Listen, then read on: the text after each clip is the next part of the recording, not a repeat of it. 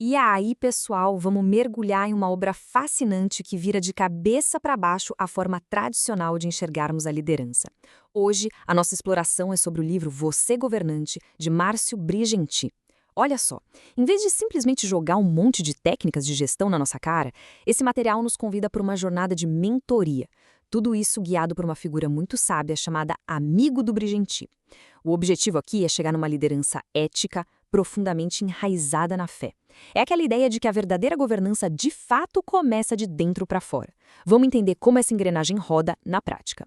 O nosso roteiro hoje é bem direto e passa por 6 etapas essenciais.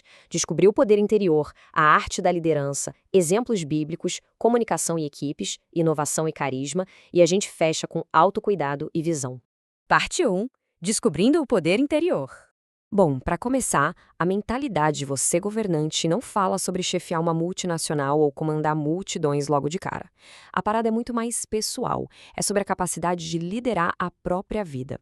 O autor defende que esse poder exige uma autoconsciência profunda, sabe? É fundamental a gente reconhecer as próprias forças e, claro, as fraquezas, para então assumir o controle do destino e criar mudanças que sejam realmente positivas e intencionais.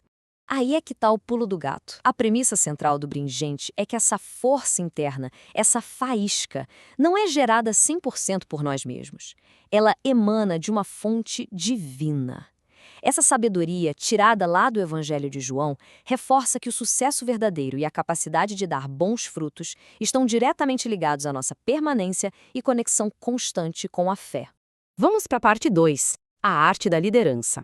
Pensa nos modelos hierárquicos tradicionais. Eles costumam focar em quem está lá no topo, ostentando crachá e contando quantos seguidores foram acumulados. A liderança governante inverte completamente essa lógica. A visão que o autor traz é de um líder que, antes de tudo, serve. Aquele que eleva toda a equipe e inspira coragem para criar novos líderes, não apenas mais seguidores. É literalmente uma liderança baseada no serviço, fugindo totalmente da dominação. E na prática, qual é que a gente descobre esse propósito? O mentor do livro sugere um exercício de reflexão bem inusitado e específico. Imagina só, antes de dormir, você segura um copo de água e faz uma pergunta profunda sobre o seu propósito de vida. Aí, bebe metade dessa água e vai dormir, ficando aberto às respostas que podem surgir através dos sonhos. Logo ao amanhecer, bebe o restante da água e anota tudo o que foi revelado.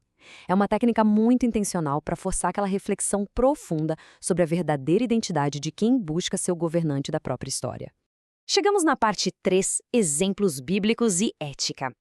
A história nos oferece verdadeiros estudos de caso em liderança. A gente tem Moisés confiando no impossível, Josué com uma coragem implacável e Davi buscando a pureza do coração após o fracasso. Mas o exemplo supremo, sem dúvida, vem da vida de Jesus. A obra traz relatos fascinantes sobre como essa liderança servidora começou bem cedo. Imagina a cena lá em Nazaré, na casa humilde de tijolos e folhas de palmeira. Ainda criança, brincando no jardim, uma cobra venenosa se aproximou dele. Mas, em vez de correr ou sentir medo, ele a olhou com amor, reconheceu a cobra como uma criação divina e ela simplesmente se retirou. Aos 7 anos, ele já surpreendia os sábios no Templo de Jerusalém com uma sabedoria absurda. E o ápice dessa humildade acontece mais tarde, lá nas terras áridas do Rio Jordão, onde João Batista, vestindo peles de camelo, batiza Jesus. O relato descreve uma luz incandescente na água e o Espírito Santo descendo como uma pomba, marcando ali o início de uma missão divina. É a representação mais que perfeita do líder que serve com amor e obediência. E para manter essa verdadeira liderança ética, é preciso desligar um pouco o ruído constante do mundo lá fora e escutar a nossa bússola moral interna. Esse chamado clássico para ser forte e corajoso não é da boca para fora. Ele exige a certeza de que existe um apoio constante, uma mão invisível e divina dando suporte em cada passo dessa caminhada rumo a uma governança íntegra. Parte 4 agora. Comunicação e equipes. Montar uma equipe forte não é o tipo de coisa que dá para fazer no improviso. Exige um processo super deliberado. Encontrar pessoas com habilidades complementares ou que sejam até melhores que a gente em certas áreas é vital. Mas olha, o segundo passo é inegociável. É absolutamente crucial garantir que os valores morais e os propósitos sejam compartilhados. Uma fundação moral em comum pesa tanto quanto ou até mais que qualquer currículo técnico invejável. E claro, uma equipe só se mantém em pé através da comunicação. E vamos ser sinceros, existe um abismo gigante entre simplesmente falar e realmente se comunicar. A comunicação eficaz pede empatia, pede para a gente notar a postura do outro, prestar atenção nas expressões faciais e usar aquelas perguntas abertas que destravam conversas profundas. Isso é essencial para resolver conflitos e entender de verdade a perspectiva de quem trabalha do nosso lado. Avançando para a parte 5, inovação e carisma. Diante dessa pergunta na tela, é inevitável a gente dar uma pausa para refletir. É muito comum as pessoas acharem que carisma é só um charme superficial ou ter um super talento para falar em público, sabe, aquela coisa reservada apenas para quem é extremamente extrovertido. Mas será que é só isso mesmo? A resposta que o autor traz é uma verdadeira mudança de paradigma. O carisma autêntico jamais pode ser forçado. Ele nasce de um amor interno e daquela vontade puramente genuína de servir ao próximo. Lembra do exemplo de Jesus que discutimos há pouco? O verdadeiro carisma bebe dessa mesmíssima fonte. É a capacidade de tocar o coração das pessoas e inspirar todo mundo a ser melhor. Simplesmente porque existe uma preocupação real ancorada numa forte base espiritual. É estar ali de verdade pelo outro. Vamos para a nossa parte 6, o último pilar: autocuidado e visão. A realidade é que um líder não vive só de ideias e do etéreo. A matéria também importa muito. O conselho prático do livro é super pé no chão e abrange desde uma nutrição caprichada, com foco em raízes anti-inflamatórias, até a rotina sagrada de exercícios físicos. E também não deixa de fora os avanços mais modernos, como a medicina integrativa e a nutrigenômica.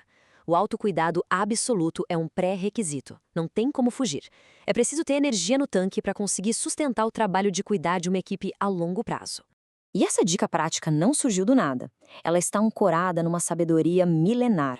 A saúde do corpo físico está diretamente amarrada à vitalidade espiritual. Não tem separação, é um pacote completo.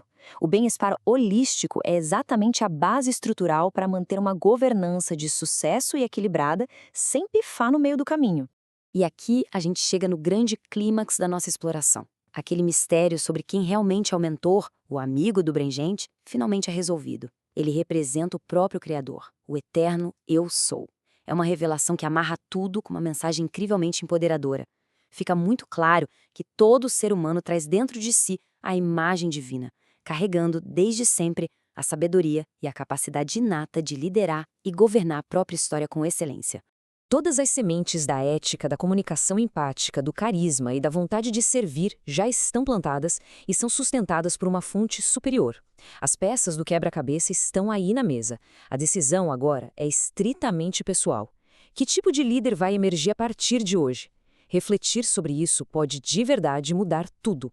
Valeu por acompanhar a gente nessa jornada incrível. Até a próxima!